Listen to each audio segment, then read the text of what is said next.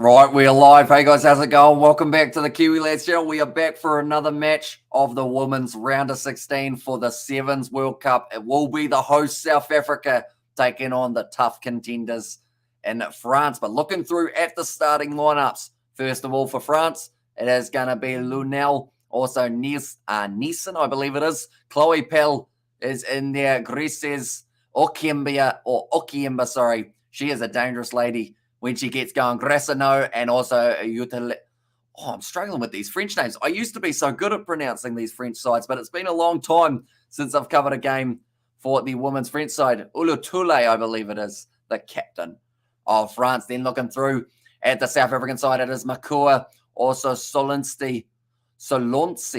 Tell you what, I'm having a shocker. We are getting tongue-tied. I'm excited for this game. We will get to see the hosts in action, and alongside that, we do actually get to see South Africa men's side taking place just a little bit later on. Then also Mafumpa, Malinga, Webb, Ruiz, and also Simmers in the starting lineup for South Africa. So in this competition, it's a very harsh format. You lose a game, you no longer get the chance of being able to win the contest. And also a bit of a weird one, how France are favourites in this contest. It's the first time I see the Saffers ladies play. So they aren't what you call the best team, but they aren't the worst team. They're somewhere in the middle, I would say, for South Africa. They still need a little bit of a development.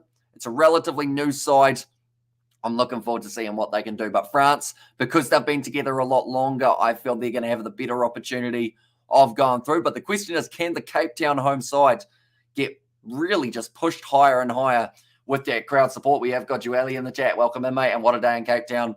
So here's Jan Lubrand. Yeah, will be very awesome for you. I assume you're going to all 3 days, are you, Jan Lubrand? Because if so, I'm sure you will definitely enjoy it. But yeah, whoever wins this game, they will end up going on and facing up against Fiji. So that is not going to be an easy game. The Fijiana women's side, they had a good win in their first match. Also making it through for the women's side of things, it is England versus Australia, Canada versus USA, and New Zealand versus Ireland. Then for the men's, we have only got one spot left of the quarterfinals that will either be claimed by South Africa or by Chile. The French ladies have done really well in the 7 series.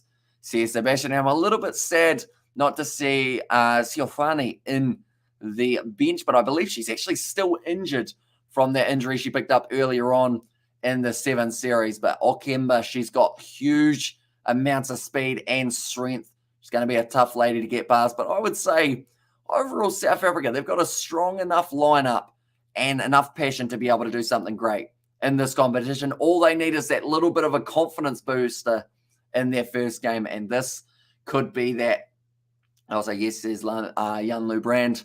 So I assume they managed to get about maybe 30,000 in attendance. I know that they mentioned that so far across the 3 days, they have sold 118,000 tickets, which is pretty awesome for Cape Town, and it seems like a party environment. No matter where you look, everyone is either dressed up, wearing their national team's colours, or having a smile from ear to ear, and that is what the Sevens is all about. Looking through at the benches, it is going to be Yengo. Ian Jason is in there. That's a very manly name. Ian Jason. Is that the right name? Maybe. And also Christians, Grassi, and also Dizou. Then it is Planchius. Also, it will be De Bruin, Elias Mali, Number, and also Halambakani, I believe that is. I can't quite say that one. Unfortunately, my Afrikaans still needs a little bit more work. But Salonsti and also Simmers will be co-captains for South Africa in this contest. In fact, they actually only have the 4 reserves. Who have they taken out? They've got 2, 5. They haven't actually got Planchius. She is not there and not available for this match, I guess. So an extra sub option for the French in this contest. But it is now evening in Cape Town. Still a lot of happy people. Still a lot of beverages being consumed for this contest. But now France and South Africa. Huge moment for both of these women's sides to make their way out onto Cape Town Stadium. The nerves, the butterflies, they'll be definitely having their racing hearts, trying to keep calm. South Africa, I expect to see a lot of emotion here on the face of the South African women's side, because at the end of the day, this is a moment they will not forget, hearing an applauding crowd for themselves out there in the middle now. They are going to be wearing the white compared to the blue of France. They need to shut down Gressino early. Also Ulatule, Okemba, and Chloe Pell. If they can do that, South Africa have got half a chance, but it will be the Scottish referee in charge, Holly Davidson, I should say. Match just around the corner. Anyone who is new, be sure to leave a like and subscribe. We are going to be covering more of the women's game. The thing that I love about doing the women's game is because I don't know too many of the players very well in terms of the pronunciations of the names and also too much about the backstories of some of these players. I love watching these games with you guys, learning as we go and kind of getting that rugby knowledge increased just that little bit more. But it will be Ulatule kicking this one off for France, the massive matchup for the hosts. And South Africa looking to retain a little bit of a mistake there, but they have been able to get this ball. And it is, in the end, Mathurin Simmers who has got that one. Now Makua goes back across. Flat pass from South Africa. Nice bit of a step as well. And the crowd are certainly electric for this first match they are seeing of either of their home sides. A little bit of a rough pass from Makua there, but it's just managed to find the hands. Good tackle made by Chloe Pell. Back across.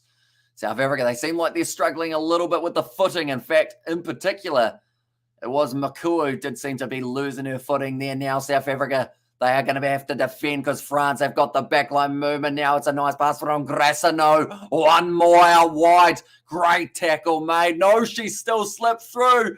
And it's going to be the try. Malinga unable to stop her. And a very good effort from Salonsi to try and stop her. And so people watch women's rugby for the rugby. We watch women's rugby for the women. Says Sebastian, and also the rugby. Of course, we'd have to mention that was a nice try scored by, in the end, out wide. I believe it was the number 4, Lunel, who just used her size and went down over the line. Try for France, says Nathan. The scoreboard's asleep. Oh, now it's not. I just told it that it needed to wake up, and it did. We have got the corner flag. The lighting's not the best from that corner flag camera, but I guess that is because it is nighttime and they probably didn't prepare for it to be too dark overall. But 5.5 minutes still left in this first half. France missing that conversion, so they sit now 5-0 up over South Africa. Like they're saying, not what the home fans would have wanted. I think Makua, we could see there, she was certainly feeling the pressure. Oh, good shot there on Makua. It was in the air, though. So she does manage to get the quick tap, but I think her boots aren't quite digging into the ground the way that she wants them to. Just a bit of a feeling because a lot of these players, they have been looking down at the turf, kind of scratching away, seeing why their boots aren't quite sticking the way that they want them to. But it looks like it is going to be South Africa now kicking this one for the touchline. She'll give it a boot. That one's not going to find... Oh, it does find touch. That was a nice little curler. Bit of a banana kick from Webb there. Like they're saying, getting an extra couple meters now down to the opposition 22. It is going to be the throw-in for the South African number 10, Simmers. And also Quinn, says Brendan there. Now, it's going to be nicely taken. Thrown across for South Africa. The back line. Can it open up? Ruiz almost going through. Now it's a knock-on from South Africa. Just a little mistake now. It is in the hands of France. And Okemba gets her first run of the day for the Sevens World Cup. She's gone into touch. I believe it is going to be now the line out for South Africa. The advantage lasted just a little bit of time. It's an impossible task for South Africa. You can't just show up and hope to be able to compete against a 7 series regular, says Sebastian. That is true. Even with home field advantage, it's going to be very tricky. I believe they came into this game as about maybe $25 underdogs. Not quite as much of an underdog as Chile are up against South Africa, but it's still going to be tricky. And they do, I mean, just to have a good performance, to make the home crowd proud, it's going to be another penalty. Although France need to be careful with that discipline. They can't afford to be giving penalty after penalty away to South Africa. They still have enough class that if they are given those opportunities, can it be clinical? That time it was Gressino who was penalised for that one. 3 minutes left in the first half. Fatigue is certainly going to be something to look into, though, for the second half of this contest, because at the end of the day, like you mentioned, a regular starter into these 7 series compared to a side that don't get too many opportunities, it's going to be a tricky one for them. But they will just be hoping They can get relatively close. It is now going to be a throw-in option off the line out, the number 10. Once again, Mathurin Simmer, she's yelling at someone in the back line. She's got a plan. Okay, Simmers to throw. Goes straight in, and it's a nice take. They go for the rolling maul. Now, that is the third time we have seen a rolling maul attempted throughout this Rugby Sevens World Cup, an underutilized attack in the Sevens one-on-one. Her boots ain't digging in the way that she needs them to. That was actually that time Malinga. Hang on. France have run away with the ball. Okay. They're still going. None of the players have heard the whistle. They're still playing. It's too loud in Cape Town. The referee has to come on and say, girls, we'll just settle down. The game's going on back there. The lads make it up for the fans. Says Sebastian, I'll tell you what, if Chile beats South Africa, there will be a lot of unhappy people at the end of the day. That is for sure. And the thing is, they're $38 underdogs. But we saw South Africa finish 13th, so there is a chance that because they haven't had a warm-up game, they may be a little bit rusty for the first half. I don't think Chile can beat them, though, but I wouldn't be completely and utterly surprised if it was close. But I also wouldn't be surprised if South Africa win by like 40 or 50 and say thanks very much. And good for South African women's rugby. Get out there and represent, says Nathan, to come back. Says it, Nathan. And there as well, but it is going to be the scrum feed now for South Africa. Currently a minute 15 left on the clock. The ball just about to be fed in. So the next game that we are going to be covering, we are going to be starting it at 5 o'clock New Zealand time, ladies and gentlemen. That is South Africa versus Chile. And that should be a very entertaining contest as well. So about 10 minutes difference. If Chile knock out South Africa on home soil, they should play the Benny Hill theme song in the arena, says Sebastian. But yeah, everyone will go home with such a sour taste in their mouth if that happens, just because it shouldn't. But the South African men's side have been a bit 50-50 in recent weeks. I don't know whether or not they've been that 50-50 though, because I know they had a close game with, did they have a close game with Spain, was it? No, that was Scotland who had a close game with Spain, but then in the end, okay, there's an injury for South Africa here. It looks like they are going to be playing with one woman short now. Beautiful offload on the inside. Grassino is going to know exactly where to put that ball down. Great pace. Who was that? She flew in. I think that was Salonsi flying across with a huge amount of toe, but wasn't quite able to stop her. Grassino scores, and now makes the score 10-0 in favour of France. But that offloading game of the French can be strong when it needs to be. Also, France try. Says Nathan, also try. Says Sebastian, I see that my eyes are starting to get a little bit more droopy than they normally would at this hour of the morning. I think that's because I was up earlier than I normally would be for a day of sevens that is happening overseas. I decided to get up at a relatively decent hour, and then I did actually play a bit of golf today. Not very well, but I played it. Now it's going to be kicked off by France. South Africa need to try to get back into this contest. The kick did go over. It's going to be a run forward from Makua. Now short side, Simmer gives it off now, like they're saying, not a lot of room on that side to be able to move, but Salonsi's done all right there.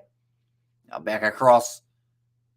South Africa phase after phase, keeping that ball in the field of play. Simmer goes across now. One more. It's going to be the kick in behind. It's a risky tactic to do because France have great pace and they will just kick this ball into touch, I would think. No. It looks like they want to keep going here for France. If I was them, I would have kicked it into touch. But it seems like the aggression is coming out in the French side. It looks like it could almost be a penalty to South Africa. No, not quite. The crowds do complain about it. And also we have got the Hamish, does New Zealand have Red Rooster? Not that I know of. Oh, it's going to work out. Chloe Pell. You know what? They had the risk. They're going to get the reward, or are they? It's going to be a good chase from Ruiz. But she wasn't able to stop her. And it's going to be the third try for the French now. But yeah, not that I know of in the South Island. Anyway, they may have won it like the Auckland airport or something like that. Just because Auckland seem to get everything that we don't. But not that I know of. Anyway. Nice work by Chloe Powell. Went down the short side. Had the pace just to get herself over the line. We'll go like that. And we will go like that. There we go. It's all working very nicely at the moment. I was making sure my Wi-Fi is still going because it has been cutting in and out a little bit throughout the night. Luckily, seems to be in the gap that has been when it has been playing up. A halftime in this contest now, 19 points to France, 0 to South Africa. What is Red Rooster, lads? I think the best way of describing it is a fast food outfit similar to Chipotle, but just a little bit different, I guess you'd say. Maybe. Unless it's not. I don't. It is Red Rooster, isn't it, that I'm thinking of? And also true, typical Aucklanders, says Nathan. And there's currently now 7 minutes left in this contest. France have got themselves a nice lead, and they look like they're booking themselves a date with the Flying Fijiana side in the quarterfinals. That will be taking place at a random hour of the night as charcoal chicken or charcoal chickens, says Nathan. And there, but missed tackles so far. South Africa have missed the 3. France have made 10 tackles. They are yet to miss 1. That is one thing that the big difference is between these two sides. France have not been lacking in that defensive side of things. And also another fast food chain, Dairy Me, says Sebastian. Yeah, there's quite a few around at the moment, whether you're in New Zealand or anywhere in the world. They do seem to have them almost coming on every single corner. Something else I learned. There's actually going to be a vape shop here in the small town that we live in. I think there's probably like 3 people in the town who vape. Maybe 10 if you're lucky, that I know of anyway. But I can't imagine it would get a lot of business. The one up the road with a population of about 20,000 was empty for a good hour while we were outside it waiting for pizza. We were outside the pizza shop for a lot longer than we did anticipate, but that was because we sat outside it for a bit of time and then ordered the pizza. Had to be strategic. I don't actually know why we were sat outside it for so long. I think someone might have been on the phone or something, so we decided to wait until after they were finished on the phone and then decided to get it. But it's also across the road from KFC, so it's win-win. And served with peas, corn, spicy charcoal chicken, or plain charcoal chicken. And vaping is cool, and Chicas dig it. That's a fact, says Sebastian. Also another version of KFC, says Nathan. But now it's the second half about to get underway. Evan Roas, or sorry, not Evan Roas, but instead Nadine Roas to get us underway for the second half. That one has not travelled the 10, but France have been able to take it nicely with Grassano. Tackle release is the call from the Scottish referee. Now going to the short side. France trying to attack. Not a lot of space there. She's been forced into touch. Great work from South Africa. And also we have got their Hamish just got back. I'm exhausted. And the best news, Carl, you get to do it all again tomorrow and the next day. I assume you're going to all 3 days anyway, but hopefully you did enjoy the atmosphere at the ground. Did you dress up out of curiosity, or were you just wearing normal clothing? Now, Rua's short ball didn't work out. Nicely done by France to take that one back. It's going to be one of the try scorers, and just went today and got load shedding. CSKA now it's going to be the pass across to Okemba. Been very quiet this game, Okemba. We've only seen her touch the ball a couple times, but nice run from France. Moving up now to only 15 metres out from the line. There's going to be another run forward. It's going to be the advantage for offside. Rassano with the nice cutout pass to Chloe Powell. She goes in. And that is going to be another try for France. And I hope you have a good time, Carl. And no normal clothing. That's too much effort, says Carl Peterson. Here's over Chloe Powell scoring 2 tries in this contest now. So I guess he is slightly disappointed you didn't get to watch South Africa versus Chile, or was it one of those ones that you were hoping to see maybe South Africa, Germany in their match? And heard of Nando's Portuguese chicken, another fast food outfit. I have heard of Nando's, yes. I believe Auckland has them at the airport, but other than that, there might be a Nando's in the North Island somewhere, just outside of the airport, probably in Auckland. But it's going to be now 5 minutes left in this match, 24-0. And it wasn't full because of folks working. Tomorrow should be full, says Carl Peterson. And also Nando's is godlike in the UK, says Sebastian. So when's your next trip to England, Sebastian? Do let me know. Because I assume when you're over there, you will get to have plenty of the classic English fast food / also just pretty good stuff. I am wondering when New Zealand are going to have frozen curly fries. Because McCain's do the shoestring, they do the thick cut, they do the curly or the crinkle cut. When are we going to see curly fries in the freezer section of the supermarket. That's a weird segue. But back to the rugby, 22 metres out now. Is going to be once again driven backwards. Simmers trying to work hard. I think Ruiz has been the standout player so far for the South Africans, just because she seems to be trying a lot harder than everyone else. It's a knock-on against South Africa. And now France have got themselves another line out. And also we have got there, now I've had enough of rugby, says Carl Peterson.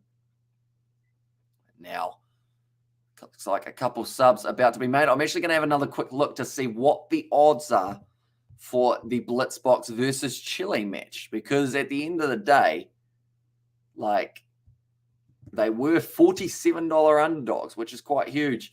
And I was going to give them time to mourn the monarch, probably towards Christmas, says Sebastian. And while I was assisting the guys with a beer cup snake, it was about 5 meters long when I left. Yeah, it was impressive. I wonder what's going to happen to that beer snake when everyone leaves. Does someone take it home with them and then bring it back the next day? Because surely they wouldn't actually let them back into the ground with a giant cup snake. So you'd have to put it in the stands and hope that they don't clean the area beforehand. That's going to be now the scrum going the way of South Africa. They're fired up there with De Bruin getting involved. And there's a time off. Another set of subs being made. Missed tackle so far, 6 from South Africa. Their tackle completion is 60% compared to the 93% we have seen from France. So, at the moment, in the betting odds, ladies and gentlemen, for this game, I don't think they'll have them anymore, but for the next game, South Africa to win this game is $100, but for the World Cup Sevens, there it is. Chile to win is $45, so they're actually still not too badly ranked. Kimber goes in for another. And a lot of drunk folks, but good time, Hamish. You should experience the city, mate, says Carl Peterson. It would be quite cool to be able to get the opportunity to head to Cape Town or just pretty much anywhere in South Africa, to be fair. Get to experience. I probably had 10 beers, says Carl. And a beer cup snake as the greatest souvenir, says Sebastian. Because I remember at the MCG, people were getting kicked out for building beer snakes. And I don't know why, because I feel like it was no one was hurting anyone. No one was being a disturbance. They were just making a snake and people were getting kicked out left, right, and center. And then one man decided to troll the security. So he'd have a cup and he'd have a cup in both hands and he'd go, oh, and the whole 70,000 people were all going, oh, each time he went like that. And he got kicked out for having 2 cups. And also we got their respectable number, Carl, says Sebastian. But I think they let him back in the end, and the crowd erupted when they did so. 2 minutes left, 29-0 for France here, a little bit more one-sided than the home crowd would have been wanting. France probably still has the potential of being able to get themselves another one away. I feel like I missed something, the MCG. It was the MCG for the Boxing Day test. It's Australia versus New Zealand in 2019. And watch tomorrow, that snake will be longer, says Carl Peterson. And yeah, I mean, at the end of the day, the longer the snake gets, the more money the ground gets. I guess you get, okay. So some people, at the MCG, those bucks or those beers were probably $10 a pop. So you might as well, people want to add to the cup snake. So you're just charging more for the beverages and you're all good, Also, very good there, Hamish. You must be exhausted from all these games. I am feeling it in the eyelids just a little bit, but I'm probably going to end up going to bed at about 7 a.m. So that is in another 2 hours' time. I'll probably have some tea after this matchup or dinner, depending on whereabouts you're in the world. But now France, with 1 minute left, want to get one more try. They're just being a bit brutal at the moment. The French continuing to attack. And it looks like a nice continuous run from Noel. Gets dragged down. It's going to be a high shot. Now back across. This second half has actually gone for quite a long time. I believe that's because of all the subs that they have been making. That time it was Yolani Yengo back across. And a lot of tourists, very friendly folk. An American brought us beers and food. And then, yeah, mate, me good day, mate. Cheers, mate, says Nathan. There as well, 30 seconds left. It is going to be the scrum feed for South Africa. So like I mentioned, the next live stream that we are going to be doing, it is the South Africa versus Chile match. We will be starting at 5 a.m. New Zealand time, which is in 6 minutes time. And then we will be going through till the end of that contest. I'm going to get a little bit strategic, though, because I am going to go and put some chips in the air fryer before the next match starts, so that by the time the next match finishes, those chips are almost ready. You've got to be strategic with these things. That's going to be a penalty to South Africa. They will want to get themselves one try in this match, and it would be massive if they were able to do so. A huge accomplishment. It's going to be the penalty to South Africa now once again. Simmer takes it quickly. Going off to the right-hand side. They've got numbers on the outside. The crowd start to cheer. Malinga with the drawn pass. Nice work from Ruas, who is close to the touchline. Don't think there was a clear. Oh, France win the penalty. I didn't think there was much of a clear release. They want to take the quick tap and keep going here, France. This seems like a risky tactic, but they want to rub it in just a little bit more over the home crowd. Now past our wide. Now it's going to be the foot race. Down the wing, nice step once again. That is going to be from Christian. She goes forward up to the 22-meter line. Now recycle quickly. Well, it's gone overhead, and that will be the end of the game. So it didn't spend much today, says Carl. So that is always a bonus. And yeah, but nonetheless, we will be popping away for a short moment, ladies and gentlemen, then coming back in 3 minutes' time for our next live stream, South Africa taking on Chile. But thank you all very much for tuning in, and I will see you all in a very short moment.